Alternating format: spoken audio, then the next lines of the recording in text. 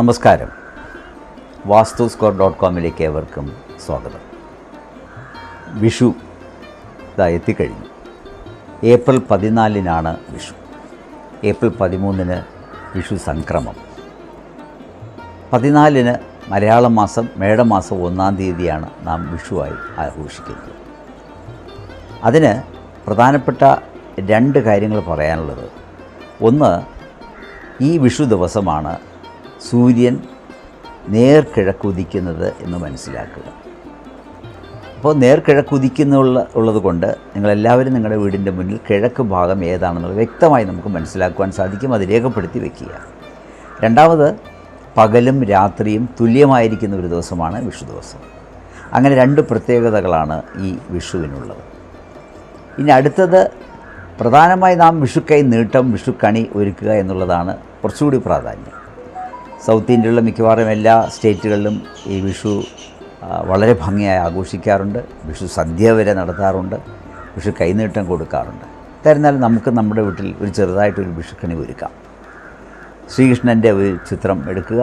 അതിൻ്റെ മുന്നിൽ ധാരാളം പച്ചക്കറികൾ, മുഴുവനോടുള്ള പച്ചക്കറികൾ, പിന്നെ വെറ്റാപ്പാക്ക്, പഴം, അവിൽ, മലർ എന്നിവയൊക്കെ ഒരുക്കി ശ്രീകൃഷ്ണൻ്റെ ചിത്രത്തിൽ നല്ലൊരു സ്വർണ്ണ മാലയുമിട്ട് അലങ്കരിച്ച് വിളക്കൊക്കെ കൊളുത്തി, ഒക്കുമെങ്കിൽ വെള്ളി വിളക്കുള്ളവർ വെള്ളി വിളക്കും കൂടി കത്തിച്ച്, നെയ് വിളക്കായിരിക്കണം വെള്ളി വിളക്ക് കത്തിച്ച് വയ്ക്കുക.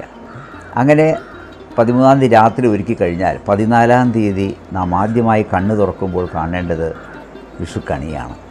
അതുകൊണ്ടാണ് നമ്മുടെ കുട്ടികളെ ഉറക്കപ്പായിൽ നിന്ന് തന്നെ വിളിച്ചുണർത്തി കണ്ണൊക്കെ പൊത്തിക്കൊണ്ടുവന്നാണ് ഈ വിളക്കിൻ്റെ മുമ്പിൽ കണ്ണ് തുറപ്പിക്കുന്നത്. അങ്ങനെ വിഷുക്കണി ആദ്യം. അപ്പോൾ 2024-2025 വർഷം മേടമാസം 1-ാം തീയതി നാം കണി കാണേണ്ടത് ആരെയായിരിക്കണം? വിഷുക്കണിയെയും ഭഗവാൻ ശ്രീകൃഷ്ണനെ ആയിരിക്കണം. അതിനുവേണ്ടിയാണ് എല്ലാവരും കാത്തിരിക്കുന്നത്.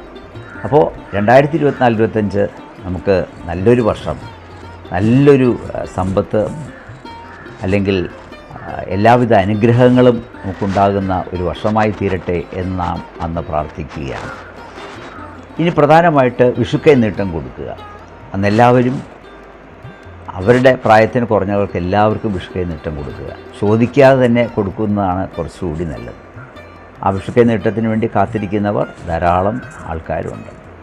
അപ്പോൾ നമ്മുടെ വീട്ടിൽ ജോലി ചെയ്യുന്നവർ കാണാം, സുഹൃത്തുക്കൾ കാണാം, ബന്ധുക്കൾ കാണാം. അവർക്കെല്ലാവർക്കും വിഷുക്കൈ നീട്ടം 1 രൂപയായിരുന്നാലും 10 രൂപയായിരുന്നാലും നമ്മുടെ കഴിവിനനുസരിച്ച് കൊടുക്കുന്നത് നല്ലതാണ്. അപ്പോൾ വിഷുക്കണി, വിഷുക്കൈ നീട്ടം ഇതെല്ലാം വളരെ പ്രാധാന്യം അർഹിക്കുന്നു. ഈ വിഷുവിന് 2 ഐതിഹ്യങ്ങളുണ്ട്. ഒന്ന്, രാവണനെ ശ്രീരാമൻ വധിച്ച ദിവസം എന്നുണ്ട്. അസുരനെ വധിച്ച ദിവസം, ശ്രീകൃഷ്ണൻ അസുരനെ വധിച്ച ദിവസം എന്ന് 2 കഥകളുണ്ട്. എന്തായിരുന്നാലും നമുക്ക് ആ വിഷു എന്ന് പറയുന്നത് കേരളത്തിലെ, അല്ലെങ്കിൽ മിക്കവാറും ശ്രീകൃഷ്ണ ക്ഷേത്രത്തിൽ വളരെ അത്യധികം ആഘോഷപൂർവ്വമായി കൊണ്ടാടുന്ന ഒരു ദിവസമാണ് ഈ വിഷു. അപ്പോൾ ആ വിഷു ദിവസത്തിന് വേണ്ടി നാം കാത്തിരിക്കുന്നു. മാർച്ച് മാസം തന്നെ ഈ വിഷു കൊന്ന മരമൊക്കെ പൂത്ത് തുടങ്ങി ഇങ്ങനെ ആടി ഉലഞ്ഞു നിൽക്കുകയാണ്. അതെല്ലാം നമ്മുടെ വിളക്കിൻ്റെ മുന്നിൽ ആ മഞ്ഞ പൂക്കളും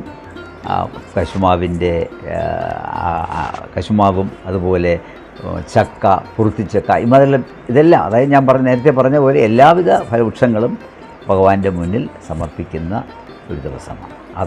അതാണ് നാം ആ വിഷു കണിയായി നമ്മൾ കാണുന്നത്. അപ്പോൾ എല്ലാവർക്കും ഐശ്വര്യപൂർണമായ ഒരു വർഷം ഉണ്ടാകട്ടെ. ദുഃഖങ്ങൾ അധികം തരാതിരിക്കട്ടെ. ഭഗവാൻ നമ്മളെല്ലാവരെയും അനുഗ്രഹിക്കട്ടെ എന്ന് നമുക്ക് ഈ വിഷു ദിവസം പ്രാർത്ഥിക്കാം.